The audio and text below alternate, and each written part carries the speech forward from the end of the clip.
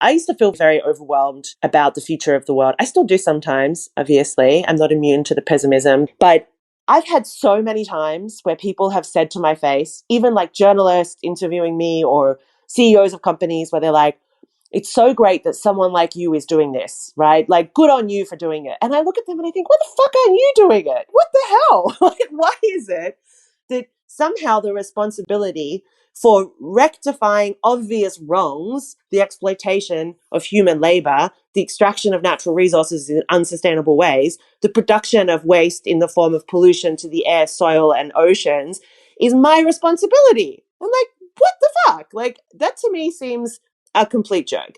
And so every time I encountered that, I'd get really annoyed, as you could probably tell by my voice. And over time, I've almost adopted this feeling like somehow it was my responsibility.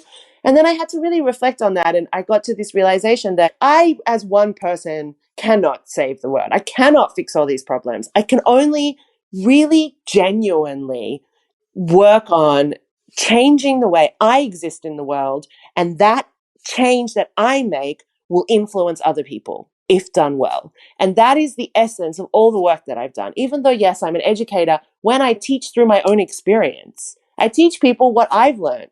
Every tool that I teach people how to do, I learned that tool first myself. And I've applied it in the world, but it's only through doing that I've learned anything. And so it's through the act of actually participating in the world in a different way, being open and flexible to that diversity and that dynamics, that you can create any of the expansion in your sphere of influence so that the people around you do get that contagious desire to themselves affect change. For me, this idea of fatigue, and we all get fatigued, it's a reality of existing, but to get fatigued to the point where you give up, that's what the system wants. Believing that you have the power to make change is the biggest rebellion we have in a system that is designed to make you feel like you are not influential. That was great. You mentioned something earlier that you're trying to work on, this idea of narratives in order to talk about how sustainability isn't an optional add-on. I'm curious, in your experience, what are some of the most problematic narratives that our society currently has, and how might we rewrite those narratives? Words have obviously a lot of power and context. So if you just take the word you mentioned earlier, environmentalism, like, I personally don't call myself an environmentalist because I understand the history of the framing of what an environmentalist is, and it's extremely reductive. And whilst I believe that the work that environmentalists have done and continue to do is important, I think that it also creates a disassociation for a lot of people. And I think that we need to normalize this practice of understanding that we are biological beings that require nature in order to survive and thrive, rather than it being something that a certain select group of people passionately fight for.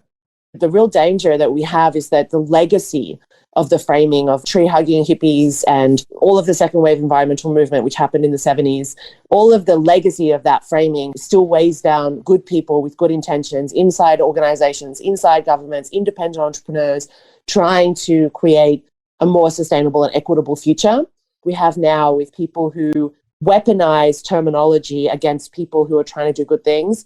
The environmental movement has unintentionally painted themselves into a corner by using negative framing around what challenges we face. So for a large number of years, certainly when talking about things like climate change, a lot of organizations would focus on the losses that we would face if we didn't take action. And the problem with that, and there's been many studies that show this, is that in the context of these big insurmountable problems like the climate is changing and we have to reconfigure our entire economy, people get so overwhelmed that they resist with such intensity that it creates this backward step.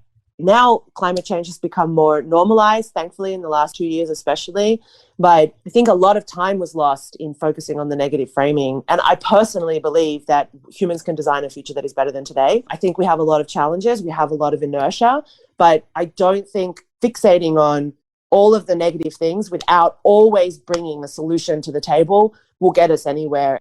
It's extremely important that we focus on a forward trajectory, a momentum of making change that drives us into the future. And that requires us to reframe a concept or a movement or whatever it is so that we're not losing time, basically, in trying to convince people that the climate is changing or that plastic shouldn't end up in the ocean. negative framing, old archaic ideas that are no fault of anyone. They're just how society evolves and the tropes and the imagery. And the problem is that a lot of those sustainability tropes are reinforced over and over again in media. And it just reinforces this idea that there are certain people who opt into caring about the planet and they represent themselves in a particular way in the world. And there are those people who don't. And they are the ones who go and work for companies and they get normal jobs and they wear suits and they might recycle on the weekend, but they don't connect their desire or care for the planet to the actions that they take in the office because they don't identify or associate with this other trope of the people who are going and tying themselves to trees or marching for climate action. And I think that disconnect is a really problematic thing that we need to figure out how to unravel and reframe.